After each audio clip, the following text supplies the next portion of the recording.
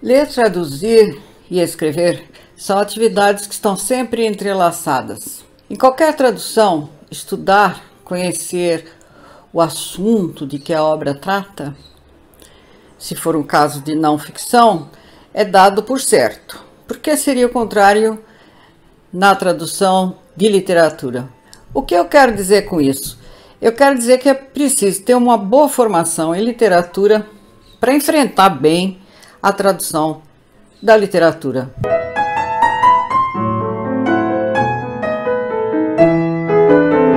Não necessariamente, mas significa que é preciso sim ser um leitor contumaz, tanto na língua de partida quanto na língua de chegada, no nosso caso português. Mas tudo isso eu já disse num outro vídeo, não vou repeti-lo aqui. O leitor contumaz consegue ir captando tudo aquilo que o escritor usa como recurso para criar a sua obra.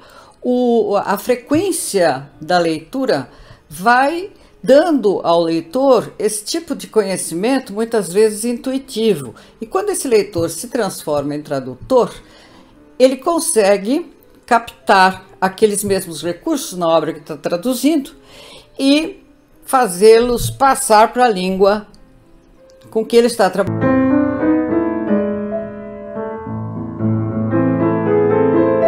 E significa que ele precisa ter alguma obra publicada? Não. Significa que é bom ele ter talento para escrever, só isso.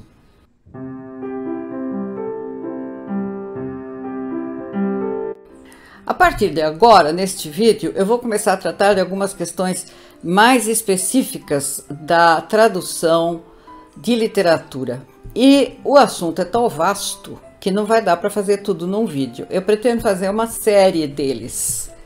O que é que o tradutor precisa saber fazer para traduzir literatura?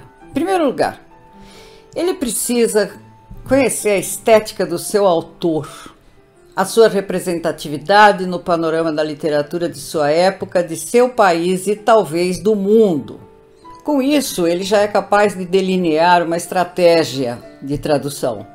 Muitas vezes o próprio autor dá indicações sobre a estética que ele abraça, seus pontos de vista sobre a arte que ele pratica.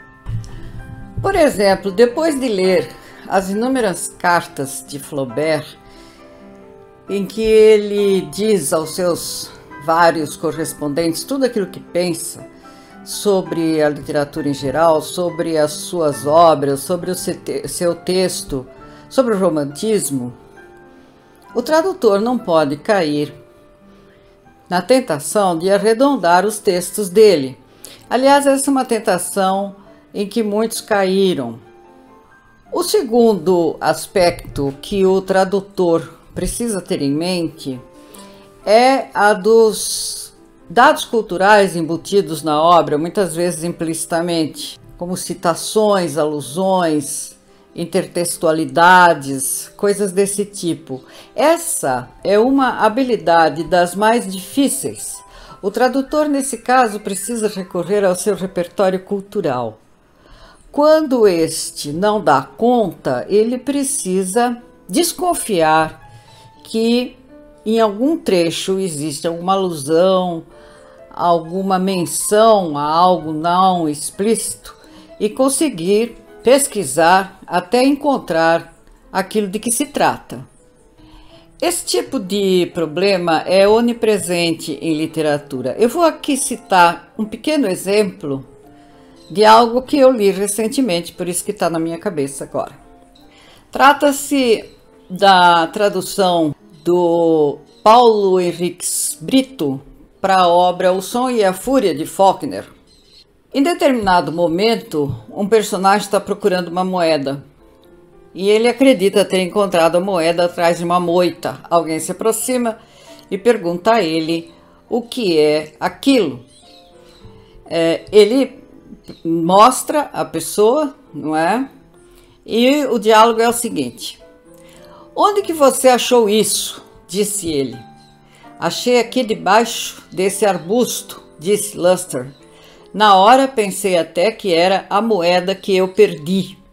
Ele veio e pegou.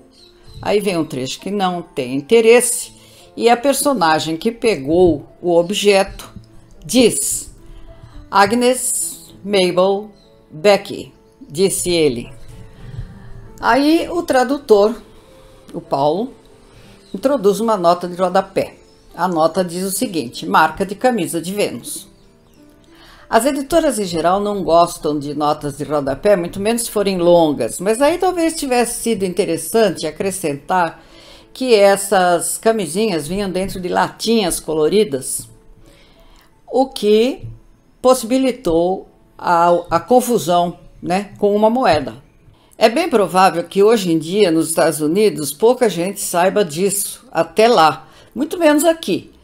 Então, o tradutor naturalmente precisou pesquisar para encontrar essa informação, que é importante. Aliás, sem essa informação, não se entenderia a pergunta que é feita pela personagem que teve a curiosidade de saber onde o outro tinha encontrado aquilo. Ele faz a seguinte pergunta: quem veio ontem falar com ela? Ou seja, sem essa nota de rodapé, dificilmente o leitor brasileiro, com certeza, entenderia a pergunta.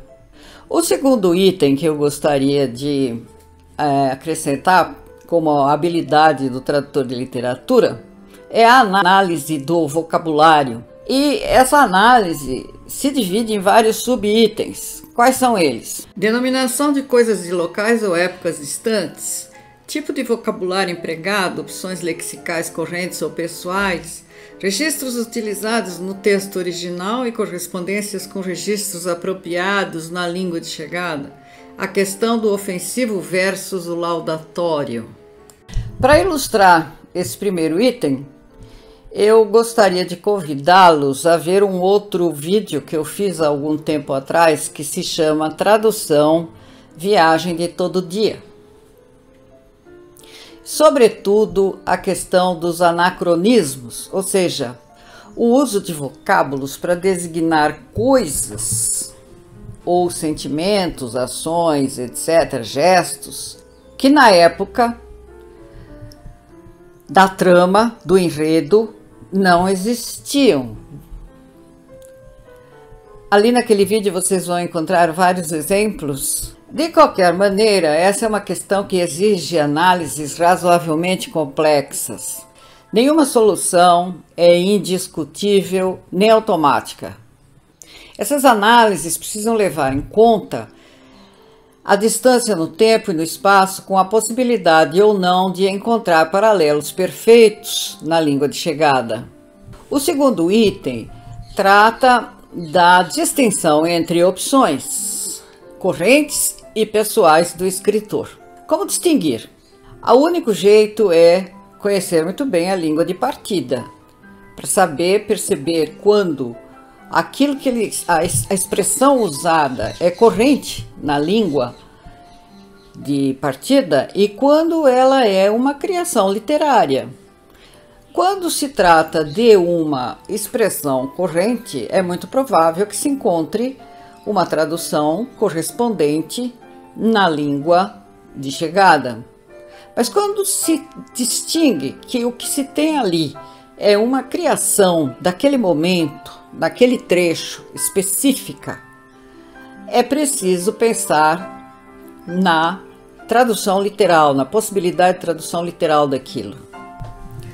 O contrário também pode ocorrer, ou seja, traduzir uma construção que nada tem de particular com alguma outra construção que sim é razoavelmente estranha na língua de chegada.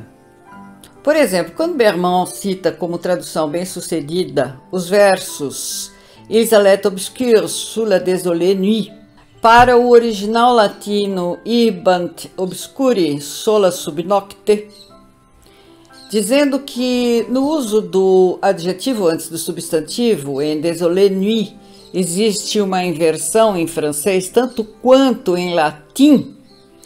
O que é que ele tem em mente? Ele tem em mente a criação de um texto traduzido, ou seja, de um texto que se distingue, que se percebe ser uma tradução. Ou seja, cria-se um estranhamento. É esse o motivo do elogio daquela criação.